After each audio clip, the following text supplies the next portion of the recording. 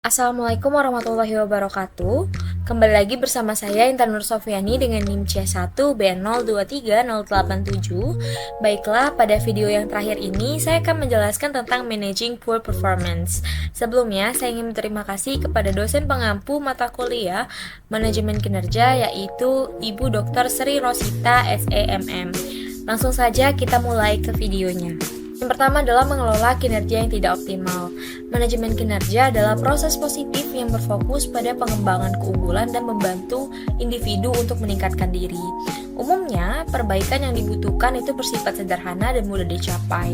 Tetapi, terkadang kinerja yang buruk bisa menjadi masalah yang serius yang perlu dikelola dengan hati-hati. Selanjutnya adalah masalah kinerja yang tidak optimal. Menurut Schafer pada tahun 1991 mengatakan bahwa manajer terkadang menggunakan mekanisme psikologis untuk menghindari kenyataan tidak menyenangkan bahwa ada kesenjangan kinerja.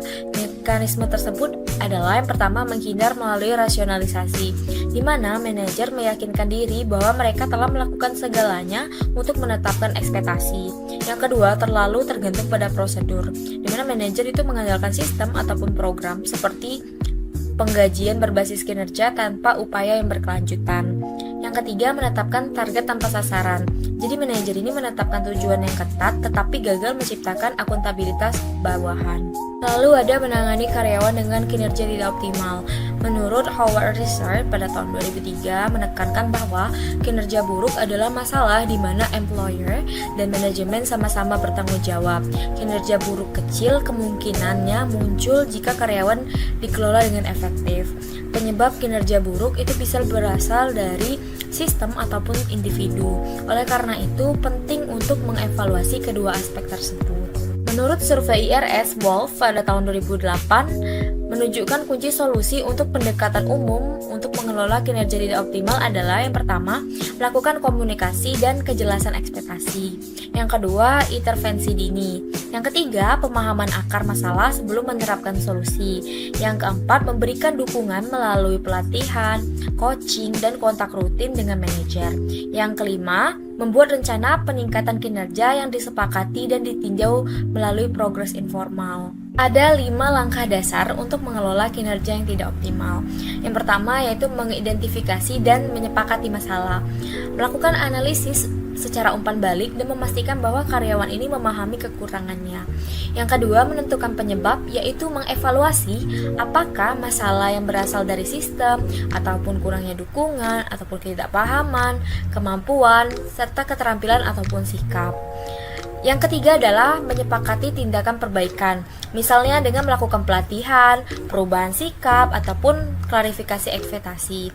Yang keempat, menyediakan sumber daya, yaitu memberikan pelatihan, coaching, ataupun panduan yang diperlukan. Langkah yang terakhir adalah memantau dan memberikan umpan balik, dengan memastikan bahwa kemajuan ini dipantau ataupun memberikan tindakan lanjutan yang diambil jika diperlukan. Selanjutnya adalah prosedur kapabilitas, di mana prosedur ini dilakukan jika upaya informal gagal, maka organisasi dapat menggunakan prosedur kapabilitas ini dengan tahapan yang pertama, melakukan diskusi informal, yaitu mengidentifikasi masalah dan juga rencana perbaikan. Yang kedua, yaitu melakukan wawancara formal jika tidak ada kemajuan, termasuk penentuan masa review. Langkah yang ketiga adalah evaluasi akhir. Dengan catatan, yang pertama, jika membaik, maka perusahaan dapat mempertahankan peningkatan. Yang kedua, jika semakin membaik, maka dapat memperpanjang masa review. Yang ketiga, jika tidak membaik, maka pertimbangkan transfer ataupun pemutusan hubungan kerja. Prosedur yang terakhir adalah hak banding bagi karyawan. Jadi, prosedur ini terpisah dari manajemen kinerja biasa untuk menghindari kesan ancaman. Karena masalah kinerja itu harus ditangani segera, bukan disimpan untuk review formal saja. Selanjutnya adalah tantangan dalam managing poor performance. Yang pertama adalah karyawan tidak mau menerima masukan. Jadi beberapa karyawan mungkin bersikap defensif ataupun menolak ketika diberitahu tentang kekurangan kinerjanya. Yang kedua, manajer kurang terampil. Karena tidak semua manajer itu memiliki kemampuan untuk memberikan umpan balik yang efektif ataupun mengidentifikasi akar masalah. Yang ketiga, masalah terdapat pada sistem bukan individu. Terkadang kinerja buruk itu dapat disebabkan oleh prosedur yang rumit, kurangnya sumber daya, ataupun dukungan tim yang tidak memadai. Yang keempat adalah standar kinerja yang kurang jelas. Karena itu karyawan mungkin tidak memahami apa yang diharapkan dari mereka karena targetnya tidak terukur ataupun komunikasi yang dilakukan kurang baik.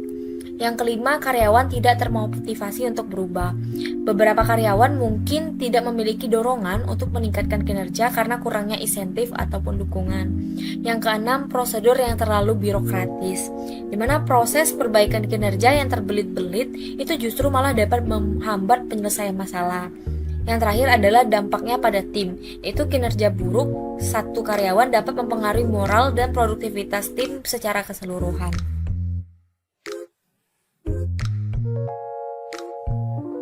Selanjutnya kita masuk ke studi kasus dengan judul Risiko Sistem Manajemen Kinerja yang Buruk Terhadap Perusahaan Startup di Indonesia. Hal ini dilatar belakangi oleh perusahaan startup di Indonesia berkembang pesat dalam satu dekade terakhir dengan jumlah mencapai 992 perusahaan pada tahun 2018.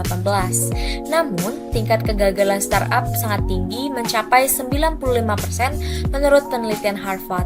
Salah satu penyebab utama kegagalan adalah sistem manajemen kinerja yang buruk, yang berdampak pada produktivitas SDM, kepuasan karyawan, dan pencapaian tujuan perusahaan. Faktor lain yang dapat mempengaruhi kegagalan startup yang pertama adalah kurangnya modal ataupun investor sekitar 17,2%. Yang kedua, kalah dalam persaingan sekitar 5,3%. Yang ketiga, produk tidak sesuai pasar sekitar 13,8%. Yang keempat, masalah legalitas sekitar 3,4% dan terakhir kualitas produk baru sekitar 1,7%.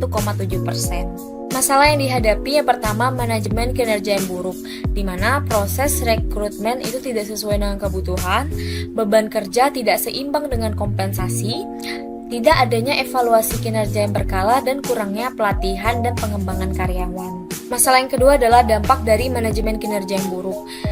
Yang pertama, terjadinya turnover karyawan tinggi, lalu target perusahaan tidak tercapai, adanya penurunan produktivitas dan inovasi, dan kesulitan menarik investor akibat kinerja yang tidak optimal. Solusi dalam menghadapi masalah tersebut yang pertama, melakukan mitigasi risiko SDM, yaitu melakukan perbaikan sistem manajemen kinerja dengan perencanaan kinerja yang menetapkan target yang jelas dan terukur, melakukan evaluasi berkala seperti penilaian kinerja secara rutin, melakukan pelatihan dan pengembangan dengan memberikan program pelatihan untuk meningkatkan kompetensi karyawan, dan memberikan reward seperti insentif berdasarkan pencapaian KPI. Lalu melakukan proses rekrutmen yang lebih baik dengan memastikan bahwa kandidat sesuai dengan kebutuhan perusahaan. Solusi yang kedua adalah mitigasi risiko modal dan kompetitor, yaitu dengan meningkatkan daya tarik investor dengan membuat portofolio bisnis yang jelas dan menjanjikan, lalu menyusun rencana jangka panjang yang realistis. Lalu menciptakan strategi bersaing dengan melakukan riset pasar untuk memahami kebutuhan konsumen dan berinovasi untuk menciptakan keunggulan yang kompetitif.